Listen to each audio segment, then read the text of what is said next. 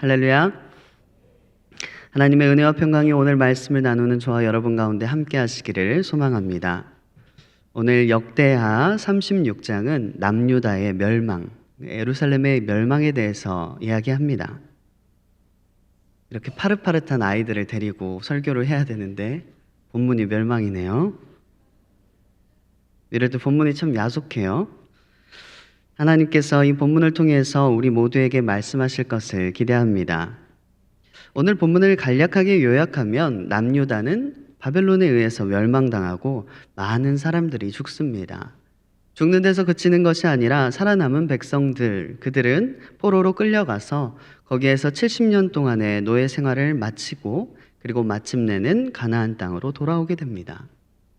이 이야기의 흐름은 우리가 생각하는 것보다 굉장히 많은 것들을 담고 있습니다. 죄를 지어서 쫓겨나고 그리고 다시 돌아온다. 어디에서 많이 봤던 이야기의 구조지요? 우리 친구들도 잘 알고 있는 아담과 하와. 아담과 하와가 원래 어디에 살았지요? 에덴 동산에 살았었어요. 에덴 동산에 살다가 쫓겨나게 됐습니다. 오늘 유다 민족은 어디에서 쫓겨났지요? 가나안 땅. 성경에서 가나안 땅은 젖과 꿀이 흐르는 땅으로 에덴을 상징하는 땅입니다. 두 이야기가 굉장히 닮았다는 거지요. 그러면 아담과 하와는 무엇 때문에 에덴 동산에서 쫓겨났죠? 그렇죠. 선악과를 잘 키우셨네요. 선악과를 먹어서 선악과를 따먹은 죄 때문에 에덴 동산에서 쫓겨났습니다. 남유다가 멸망하는 것도 가나안 땅에서 쫓겨나는 것도 똑같이 죄 때문입니다. 그런데 이 죄를 정말 많이 지었습니다. 한 가지만 지은 것이 아니라 많이 지었고 또 계속해서 지었습니다. 이 모든 죄들에 대해서 하나님께서는 참고 또 참으셨습니다. 하나님께서는 우리는 잘 알고 있듯이 창조의 하나님이십니다. 멸망의 하나님이 아니시고 창조의 하나님이십니다. 아무리 악인이라도 죽는 것을 그리고 멸망당하는 것을 원하지 않으십니다. 그런 하나님께서 보셨을 때 그 택하신 백성이 멸망당하는 것은 얼마나 많이 참으셨겠어요. 출애굽해서 모세를 따라서 또 다윗의 길을 따라서 솔로몬을 따라서 이 온 백성들이 따라 나왔는데 이 백성들이 죄로 멸망당하지 않기 위해서 하나님께서는 무수히 많은 사람들을 붙여주십니다. 우리가 역대기를 보면서 배웠던 여호사밧, 히스기야, 요시야 같은 선한 왕들을 많이 붙여주셨고요. 이제 역대기에는 이제 그 선지자들의 이름이 명확하게 많이 나오지 않습니다. 그런데 이때 당시에는 엘리야부터 시작해서 모든 소선지서의 그 선지자들, 엘리야, 엘리사, 요나, 이사야, 나훔, 하박국 다 여기에 포함됩니다. 이사야, 에레미야까지 아주 크게 일한 그 모든 선지자들이 이때 당시에 활약했습니다. 이 많은 선지자들을 보내서 이 백성들이 하나님께로 돌아오기를 계속해서 기다리고 선포하고 간절히 하나님께서 원하셨습니다. 그런데 이스라엘 백성이 돌아오지 않고 점점 더 약해지는 거예요. 하나님의 백성은 그렇습니다. 하나님의 백성은 다른 때에 약해지는 것이 아니라 선을 행하지 못하고 악을 행할 때에 하나님의 백성은 약해집니다. 오늘 본문은 뭐라고 나와 있습니까? 오늘 본문은 그렇게 많이 기다린 하나님 앞에서 이 이스라엘 백성들이 어떻게 약해지고 어떻게 악해졌는지를 말하고 있습니다. 첫 번째로는 왕들이 악을 행했다라고 기록되어 있습니다. 8절에 보니까 여호야김의 모든 가증한 일들과 그에게 발견된 악행이, 9절에 보니까 여호야긴이 여호와 보시기에 악을 행하였더라. 12절에도 시드기야가 악을 행하고. 오늘 본문을 보면 여호아스의 악행에 대해서는 나와 있지 않아요. 그래서 여호야긴 이렇게 시드기야까지는 악행을 행했지만 여호아스는 괜찮지 않았을까라고 생각할 수 있는데 열왕기하 23장을 보면 여호아스 또한 악행을 행했다고 그게 자세하게 나와 있습니다. 요시야의 아들들은 요시야를 닮지 못했고 하나님 앞에서 죄를 범했습니다. 특히 본문 9절에 보면 여호야긴의 나이가 나와 있는데요. 몇 세라고 나와 있지요? 8세. 여기 지금 자기가 8살이다. 손 들어보세요. 생각보다 없네요. 8살이라는 나이에 이 나이에 왕이 되었다고 해요. 여러분, 왕이 돼서 뭐 했을까요? 여러분들은 왕이 되면 뭘 하고 싶으신가요? 왕이 안 될 거라고 생각해서 한 번도 생각해 보지 않으셨을 수도 있는데, 왕이 되면 그 사람이 가지고 있는 가장 본연의 모습이 드러나게 됩니다. 우리가 아이들한테도 너 꿈이 뭐니? 라고 물어보잖아요. 꿈이라는 것은 상상할 수 있기 때문에 자기가 지금 가장 생각하고 있는 것, 예를 들어서 뭐 우주를 좋아하는 친구라면 우주 발전에 힘을 쏟아서 대한민국을 위성 도시로, 말 그대로 우주에 끌어올려가지고 그런 위성 도시로 만들고 싶어요. 이런 꿈을 꿀 수도 있고, 자기가 생각하고 있는 가장 가능성 있는, 실현 가능성 있는 자기가 원하는 것들을 이야기합니다. 그런데 왕이라는 것도 비슷합니다. 왕이 되면 권력이라는 힘이 있고 그 권력이라는 힘이 꿈꿔왔던 것을 실현시킬 수 있는 가능성을 열어주게 되거든요. 그럼 8세의 왕이 된 여호야긴이 뭘 했다고 적혀 있습니까? 3개월하고 10일, 딱 100일 동안 여호와 보시기에 악을 행했다라고 적혀 있습니다. 여러분, 8살이 악을 행했다라고 하면 대체 뭘 행했을까요? 아마도 아버지의 뒤를 따라서 우상 숭배를 했을 가능성이 굉장히 높습니다. 왜냐하면 아빠가 했던 거니까 나도 해야지 라고 그렇게 따라하는 것이지요. 자신도 모르는 사이에 죄를 짓게 되는 것입니다. 그래서 먼저 서 있는 사람이 굉장히 중요합니다. 여기 교사분들도 많으신데, 교사분들이 무심코 했던, 지금 주보에 무심코 던진 말 한마디라는 제목의 컬럼이 기재되고 있습니다. 무심코 던진 그 한마디가 이 아이의 인생을 정말 바꿀 수 있는 그런 힘이 있다는 거죠. 내가 인지하지 못하더라도 아이들 입장에서 그것을 인지하고 받아들인다면 그건 아이들에게 굉장히 큰 영향력을 미치게 됩니다. 8세 때 이 죄를 범했던 여호야김은 하나님께서 보시기에 악을 행해서 그렇게 벌을 받게 됩니다. 우리나라에서는 촉법소년이라고 해요. 형법 구조에 보면 14세 이하는 처벌받지 아니한다라는 규정이 있습니다. 이 말 듣고 나가서 사고 치면 안 돼요. 형법의 그 벌은 받지 않지만 민법의 벌은 받아서 여러분들 과태료나 이런 벌금들은 다 여러분 어머니, 부모님이 내야 돼요. 그러니까 감옥에 안 간다는 거지 벌은 받는다라는 거예요. 근데 하나님 앞에서는 촉법소년 같은 게 없어요. 죄를 지으면 죄입니다. 그 나이와는 상관없이 하나님 앞에서 성결치 못한 죄를 짓게 되면 꼭 벌을 받게 됩니다. 그래서 바벨론으로 끌려가게 됩니다. 여러분, 여기에서 회개하면 돌아올 수 있겠지요? 네, 돌아올 수 있습니다, 여러분. 회개를 하게 되면 하나님께서는 용서해 주시는 분이시기 때문에 영원한 형벌을 내리시지 않습니다. 하나님께서는 멸망당하는 걸 원하시는 분이 아니라 치유받고 회복되고 돌아오는 것을 원하시는 하나님이시니까요. 하지만 회개하지 않으면 멸망당하는 백성들과 함께 멸망당하는 것입니다. 두 번째로, 회개하라는 선지자의 말도 듣지 않습니다. 오늘 본문 12절에 보니까 선지자 예레미야가 여호와의 말씀으로 일러도 그 앞에서 겸손하지 아니하였으며 라고 말합니다.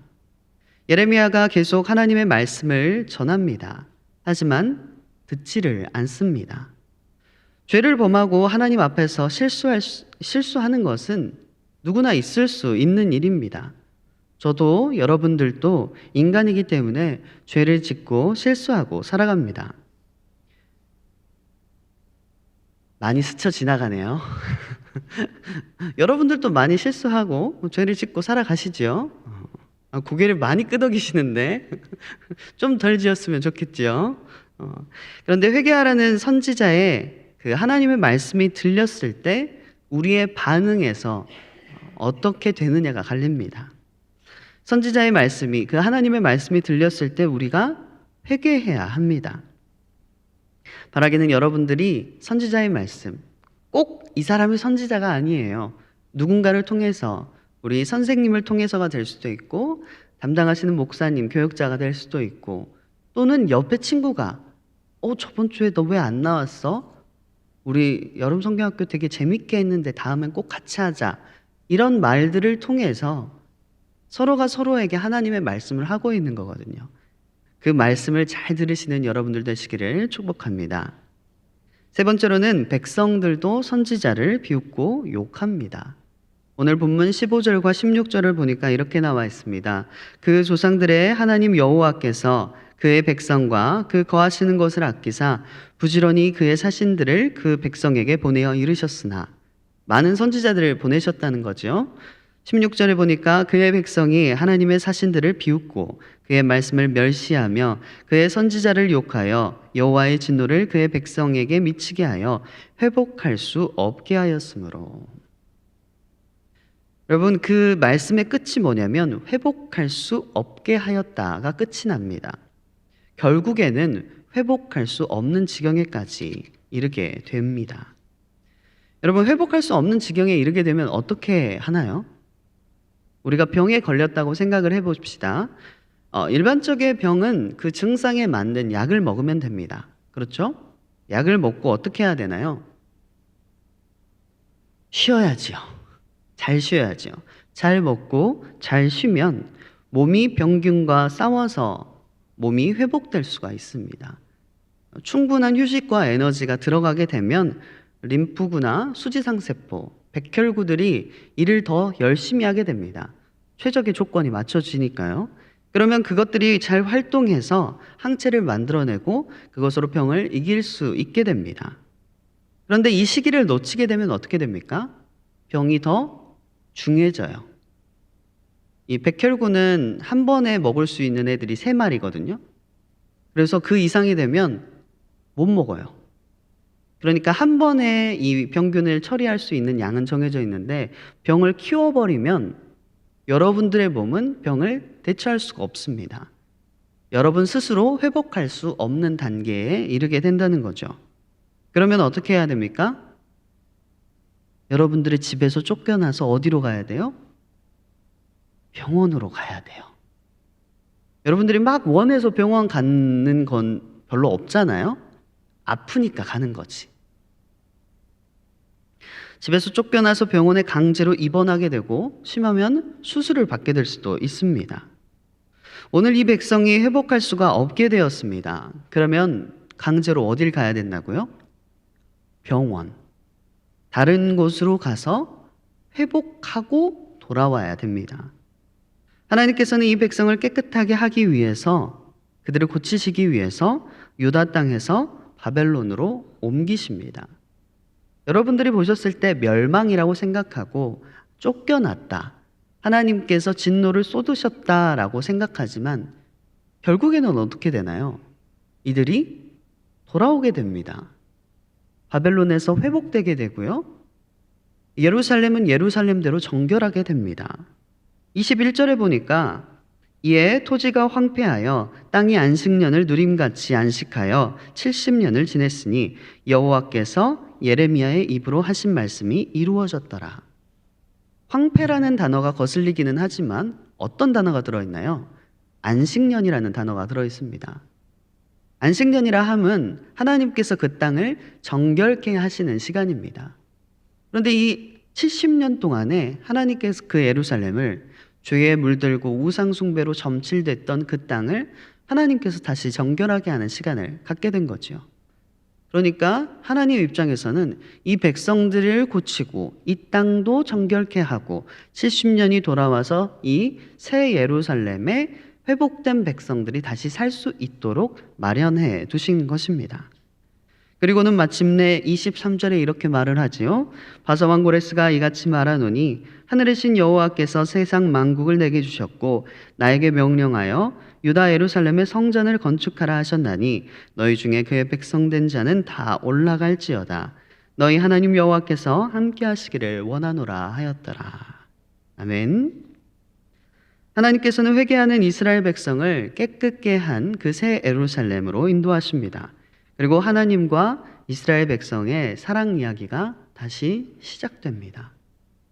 회복할 수 없을 지경에 이르게 만든 것은 백성들이었습니다. 이스라엘 백성들이 많은 선지자들을 보내고 많은 선한 왕들을 붙였는데도 불구하고 그들이 악을 행함으로써 계속해서 몸이 약해졌습니다. 그 약해진 몸에 더 이상 회복할 수 없는 지경에 이르자 하나님께서 이제 칼을 대게 되신 것입니다. 오늘 우리는 악을 행하고 살아갑니다. 죄를 짓고 살아갑니다. 그런데 우리가 회복할 수 없는 지경에 이르지 않도록 항상 조심해야 합니다. 항상 우리가 죄에 민감하게 반응하고 항상 예배드리면서 하나님 앞에서 하나님, 제가 이번 주에 이런 잘못들을 했고 이런 일을 참 잘했던 것 같아요. 하나님, 죄를 용서해 주시고 하나님, 제가 잘했던 거에 대해서 칭찬도 해주시고 하나님과 더욱더 가까이 가게 해주세요 라고 기도하면 참 좋겠습니다. 하나님께서는 이스라엘 백성들에게 행하신 일을 우리에게도 동일하게 행하십니다. 우리가 약해졌을 때에 그 약한 부분을 새롭게 하셔서 참 좋은 것으로 사용하시는 분이십니다. 제가 어렸을 때 비염이 되게 심했어요. 느껴지시나요? 아마 사석에서 이야기하신 분들은 약간 느끼실 거예요. 제가 약간 콧소리가 굉장히 심하거든요. 비음이 굉장히 심해요. 제가 제 목소리를 굉장히 싫어했었어요. 키도 이 정도면 180 좀 안 되니까 제 사기가 통하지 않네요. 거짓말은 하지 않았어요. 180이 좀 안 되거든요. 얼굴도 괜찮아요. 전 자신감을 갖고 살아가요.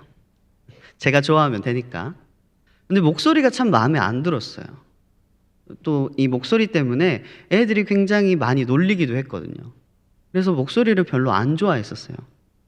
제가 가장 약한 부분이라고 생각했어요. 그런데 신학교 때 이 설교의 실제라는 수업이 있어요. 네, 소망교회 김경진, 그때는 교수님이셨는데 교수님이 들어오셔가지고 제 설교를 이렇게 들으셨어요. 얼마나 하고 싶은 게 많았는지 다 못하고 끊겼어요. 거기는 시간 지나면 마이크 꺼지거든요. 그래서 마이크 잠깐만 켜달라고 했는데 안 켜주셨어요. 그리고 나서 이렇게 한마디 했어요. 다른 건 잘 모르겠고 너 목소리 하나는 괜찮다. 네 설교를 들을 때 사람들이 졸지 않겠구나 라고 말을 해주셨어요. 근데 그게, 왜 웃으시죠? 근데 그게 저한테 참 큰 위로가 됐습니다. 왜냐면 제가 가장 약한 부분이라고 생각했던 걸 다른 사람은 장점이라고 칭찬을 해주신 거거든요. 저번 주에도 제가 새가족 성경 공부 그리고 예수금 같이 하고 있는데 새가족 분들이 저한테 그러셨어요. 목사님 목소리가 참 좋으세요. 그런 거예요. 되게 오랜만에 들었어요. 그래서 네? 왜 좋은데요? 그러니까 잘 들리고 발음도 좋으세요. 사실 제가 발음 많이 틀리거든요, 여러분. 오늘도 몇 번 틀렸는데 아시는지 모르겠지만 그런데 듣기에 잘 들린다는 거예요. 그게 큰 장점이 되어 있더라고요. 이렇게 하나님께서는 우리가 약하다고 생각했던 부분을 하나님께서는 강점으로 사용하십니다. 여러분들이 살아갈 때에 약점이라고 생각되는 부분들이 참 많이 있을 것입니다. 그렇죠? 우리 어린 친구들도 8세부터 경쟁이 시작된다고 해요. 요즘엔 좀 더 낮아졌죠. 그 경쟁이라는 게 나보다 누군가가 뭘 잘하고 내가 이걸 못하는구나를 느끼는 순간이 온다는 거예요. 그렇게 좌절했을 때에 주변에서 잘 도와주지 않으면 그 약한 부분이 사실 약한 게 아니고 너가 더 강해질 수 있는 부분이야. 너가 훌륭하게 배우고 더 좋아질 수 있는 부분이야를 잘 알려주면 그 시기를 잘 겪고 넘어가게 되는데 그게 안 되면 평생을 열등감에 빠져서 살아가게 된다는 거죠. 그래서 여러분들이 항상 이것을 생각하시기 바랍니다. 여러분들에게도 아프고 약한 부분이 있습니다. 또 그것으로 인해서 바벨론으로 끌려가게 될지도 모릅니다. 병원에 입원하게 될지도 모르고요. 수술을 받게 될지도 모릅니다. 그런데 결국 그 약한 데에서 온전하여지고 하나님께서 그 약한 곳을 세우시고 새롭게 하심으로 여러분들을 새 예루살렘으로 인도하실 것입니다. 힘들다고 해서 약하다고 해서 포기하거나 낙심하지 말고 우리가 부족해도 하나님께서 크게 채우실 것이라고 믿고 새 예루살렘을 기대하며 설레는 마음으로 신앙생활하는 저와 여러분 되시기를 축복합니다. 함께 기도하시겠습니다. 사랑이 풍성하신 하나님, 오늘 말씀을 통해서 우리를 가르치시니 감사를 드립니다. 오늘 망해가는 남유다를 통해서 하나님 없이는 망할 수밖에 없는 우리 자신을 바라보게 하시니 또한 감사를 드립니다. 하지만 주님, 우리의 약함을 아시는 주님께서 우리를 고치시고 깨끗하게 하여 주시고 새롭게 해주실 줄 믿습니다. 하나님께서 다시 우리를 새 예루살렘으로 부르실 그날을 우리가 기대하며 설레는 마음으로 우리가 하나님과 동행하는 삶 살 수 있도록 주님께서 인도하여 주시옵소서. 우리의 삶이 어떻게 펼쳐지든지 하나님께 우리의 삶을 맡겨드리는 우리들로 인도하여 주시옵소서. 귀한 예물 올리는 손길이 있습니다. 받으시고 흠양하여 주시옵소서. 모든 것 주님께 의지합니다. 사랑 많으신 예수 그리스도의 이름으로 기도드립니다. 아멘.